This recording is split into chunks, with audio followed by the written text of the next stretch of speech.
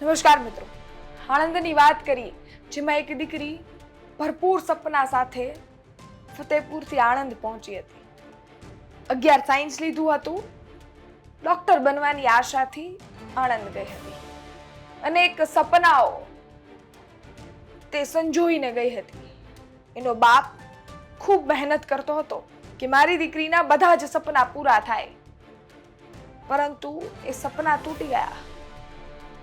હોળીની રાત તેમની માટે કાળી રાત સાબિત થઈ ગઈ. એ દીકરીનો શંકાસ્પદ હાલતમાં મૃતદેહ મળી આવ્યો. અનેક સવાલો ઊભા થયા. એ બાપે એ દીકરીના મૃતદેહને અગ્નિદાહ આપ્યો. ત્યારબાદ એને એની વેદના પણ ઠલવી. સૌપ્રથમ એ બાપની વેદના સાંભળીએ. આ ઈ બાપ છે જેને એની 17 વર્ષની દીકરી ખોઈ દીધી છે. જે દીકરીના અનેક સપનાઓ હતા, એ દીકરીના અનેક સપનાઓ ને પૂરા કરવા માટે ઈ બાપ ખૂબ મહેનત કરતો હતો. ઈ બાપના આજે સપના તૂટી ગયા છે. ઈ બાપની વેદના સાંભળીએ. કારણ તો કંઈ જાણવા મળતું નથી, પણ એ બેબી અમારી જે ભણતી હતી એ હોસ્ટેલના કોઈ રેક્ટર કે કોઈ ગૃહ માતાએ અમને જાણ કરી નથી, પણ વાયા જે છોકરી એની જોડે ભણતી હતી, એની જોડે રહેતી હતી, એના પપ્પાનો ફોન કર્યો, ઇન્દ્રાનંદ નીતિ, અને એના વાલીએ અમને ફોન કર્યો. એટલે ખરેખર એમની જવાબદારી છે જે અમારા વાલી તરીકે અમને જાણ કરવી જોઈએ ખરેખર તો. અને આ જે અમારી બેબી છે એ હોસ્ટેલમાં અગાઉ 2024 પણ આવો બનાવ બની ગયેલો છે. અને એની પણ કંઈક આ ટાઈપની કંઈક અમારી બેબીની હાઇટ એટલી ઊંચી છે કે જે એને જે કંઈક ગળો ફાંસો ખાધો હોય તો એની પેલું ટેકનિકલી કંઈ એની ખામી દેખાતી જ નથી. અમને શંકા જાય છે કે આ લોકોએ કંઈક બીજું ગમે તે રીતે એને થયું હોય. અને ત્યાં અમે ગયા ત્યારે પેલા એક ત્યાંના રેક્ટર કે બીજી બહેનો બી જોડતી હતી અને કહેતી હતી કે હજુ બીજા 1-2 છોકરીઓના જીવ લઈશ, દર વર્ષે જીવ લઉં છું અને આ વખતે લઈશ.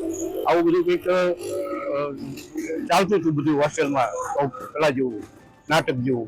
એટલે અમને શંકા જાય છે કે અમારી છોકરીને કંઈ જે કંઈ થયું હોય એનો ન્યાય મળવો જોઈએ અમને, અને એની સારી પોલીસ તપાસ થવી જોઈએ. આપણે સાંભળ્યા એ દીકરીના પિતા જે હાલ કઈ પરિસ્થિતિમાં છે, પરિસ્થિતિનું વર્ણન આપણે કોઈ જ ન કરી શકીએ. કારણ કે એક 17 વર્ષની દીકરી છે, એને ખોવી, એનું દુઃખ એનાથી વધારે કોઈ જ વ્યક્ત ન કરી શકે, કે એની પરિસ્થિતિ કોઈ જ વ્યક્ત ના કરી શકે. હાલ એ ન્યાયની માંગણી કરી રહ્યું છે. સાથે જ તેમનું એની શંકા છે કે એની દીકરી છે, એણે જાતે જીવ નથી ટૂંકાવ્યો, એનો જીવ લઈ લેવામાં આવ્યો છે, એની હત્યા કરવામાં આવી છે, એવું એ પિતાનું માનવું છે. એ પિતાએ સ્પષ્ટતા પણ કરી છે કે મારી દીકરીની એટલી હાઈટ હતી, હું માનવા તૈયાર જ નથી કે મારી દીકરીએ એનો જીવ લઈ લીધો.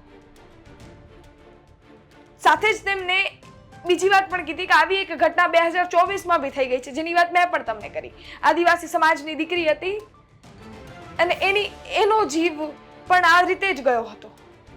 એનું મૃતદેહ પણ મળી આવ્યો હતો. અને એક જ વર્ષમાં આ બીજી ઘટના બની છે.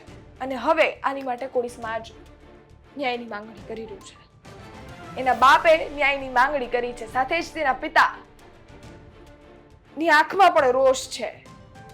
એક બાપે એની દીકરી ખોઈ હોય તો એ બાપ ન્યાયની માંગણી કરી રહ્યો છે.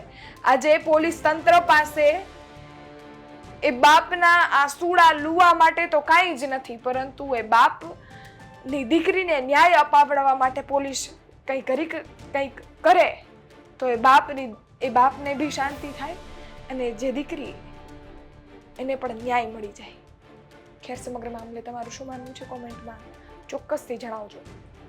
તમારા અભિપ્રાય અમારા સુધી ચોક્કસથી પહોંચાડજો. તમારું શું માનવું છે? એક બાપની વેદના આપણે સાંભળી, તેને લઈને તમારું શું માનવું છે? કેસને લઈને તમારું શું માનવું છે? કેસમાં તમારા શું અભિપ્રાય છે એ અમારા સુધી ચોક્કસથી પહોંચાડજો. કમેન્ટ બોક્સમાં કોમેન્ટ કરજો.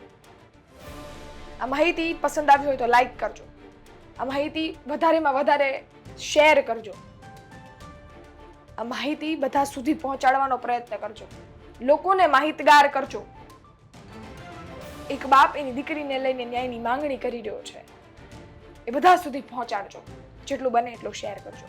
સાથે જ અમારી ચેનલ સબસ્ક્રાઇબ નથી કરી હોય તો સબસ્ક્રાઇબ કરજો, કારણ કે આ તમામ કેસની અપડેટ, એક પળની અપડેટ તમારા સુધી પહોંચાડતા રહેશું, એટલે ચેનલને સબસ્ક્રાઇબ કરી દેજો. સાથે જ ફેસબુક અને ઇન્સ્ટાગ્રામ પર જોઈ રહ્યા તો ફોલો કરો.